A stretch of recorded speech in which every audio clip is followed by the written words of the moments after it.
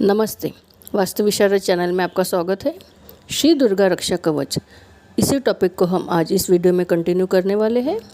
तो दोस्तों, वीडियो को पूरा देखें, स्किप ना करें, और आपको वीडियो अच्छा लगे तो वीडियो को लाइक और चैनल को सब्सक्राइब जरूर कर दें। आप मेरे चैनल की मेंबरशिप भी ज्वाइन कर सकते हैं। सुपर थैंक्स के जरिए आप मुझे सपोर्ट भी कर सकते हैं। तो आइए वीडियो की ओर चलते हैं। ओम चंडिका देवी नमस्कार है। कौमारी दांतों की और चंडी का कंठ प्रदेश की रक्षा करे।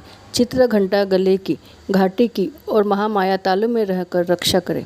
कामाक्षी थोड़ी की और सर्वमंगला मेरी वाणी की रक्षा करे। भद्रकाली ग्रीवा में और धनुर्धरी पृष्ठवंश मेरुदंड में रहकर रक्षा करे। कंठ के बाहरी भाग में नीलग्रीवा और कंठ की नली में नलकुबरी रक्षा करे। दोनों कंधों में खंडिनी और मेरी दोनों भुजाओं की वज्रधारिणी रक्षा करे। दोनों हाथों में दंडिनी और उंगलियों में अंबिका रक्षा करे। शूलेश्वरी नखों की रक्षा करे। कुलेश्वरी कुक्षी पेट में रहकर रक्षा करे। महादेवी दोनों स्तनों की और शोक विनाशिनी देवी मन की रक्षा करे। ललिता देवी हृदय में और शूलधारिणी उदर में रहकर रक्षा करे। नाभि में कामिनी और गृह भाग की गृहेश्वरी रक्षा करे। पूतना और कामिनी लिंग की और महिषवाहिनी गुदा की रक्षा करे।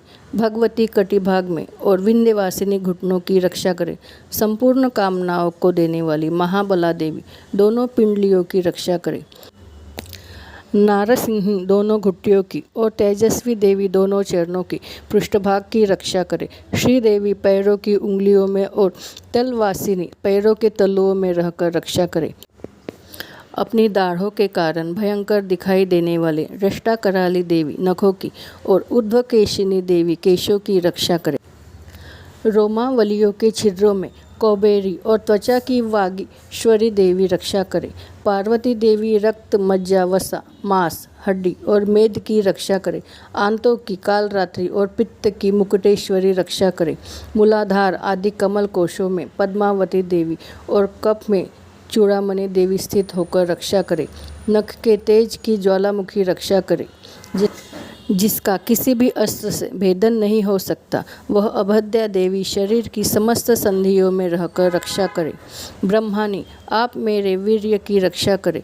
क्षत्रेश्वरी छाया की तथा धर्मधारिणी देवी मेरे अहंकार, मन और बुद्धि की रक्षा करे। हाथ में वज्र धारण करने वाली वज्रहस्ता देवी मेरे प्राण, अपान, व्यान, उदान और समान वायु की रक्षा करे। कल्याण से शोभित होने वाली भगवती कल्याण शोभना मेरे प्राण की रक्षा करे। रस, रूप, गंध, शब्द और स्पर्श इन विषयों का अनुभव करते समय योगिनी देवी रक्षा करे तथा सत्वगुण, रजोगुण और तमोगुण की रक्षा सदा नारायणी देवी करे। वाराही आयु की रक्षा करे। वैष्णवी धर्म की रक्षा करे तथा चक्रिनी चक्र धारण करने वाली देवी यश, कीर्ति, लक्ष्मी, धन तथा विद्या की रक्षा करे। इंद्राणी आप मेरे गोत्र की रक्षा करे। चंडिके तुम मेरे पशुओं की रक्षा करो। महालक्ष्मी पुत्रों की रक्षा करे और भैरवी पत्नी की रक्षा करे। मेरे पति की सुपथा तथा मार्ग की श्रेम करी रक्षा करे। राजा के दरबार में महालक्ष्मी रक्षा करे तथा सब और व्याप्त रहने वाली विजया देवी संपूर्ण भयों से मेरी रक्षा करे। देवी जो स्थान कवच में नहीं कहा गया है, अतएव रक्षा से रहित है, वह सब तुम्हारे द्वारा सुरक्षित हो, क्योंकि तुम विजयशालिनी और पापनाशिनी हो। यदि अपने शरीर का भला चाहे तो मनुष्य बिना कवच के कहीं एक पग भी न जाए। कवच का पाठ करके ही यात्रा करे। कवच के द्वारा सब और सुरक्षित मनुष्य जहाँ जहाँ भी जाता है, वहाँ वहाँ उसे धन लाभ होता है तथा संपूर्ण कामनाओं की सिद्धि करने वाली विजय की प्राप्ति होती है। वह जिस जिस अभिष्ट वस्तु का चिंतन करता है, उसको निश्चय ही प्राप्त कर लेता है। वह पुरुष इस पृथ्वी पर तुलना रहित महान ऐश्वर्य का भागी होता है। कवच से सुरक्षित मनुष्य निर्भय हो जाता है।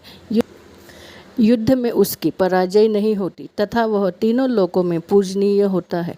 देवी का यह कवच देवताओं के लिए भी दुर्लभ है। जो प्रतिदिन नियम पूर्वक तीनों संध्याओं के समय श्रद्धा के साथ इसका पाठ करता है, उसे दैवी कला प्राप्त होती है तथा वह तीनों लोकों में कहीं भी पराजित नहीं होता। इतना ही नहीं, वह अपमृत्यु से रहित हो 100 से भी अधिक वर्षों तक जीवित रहता है।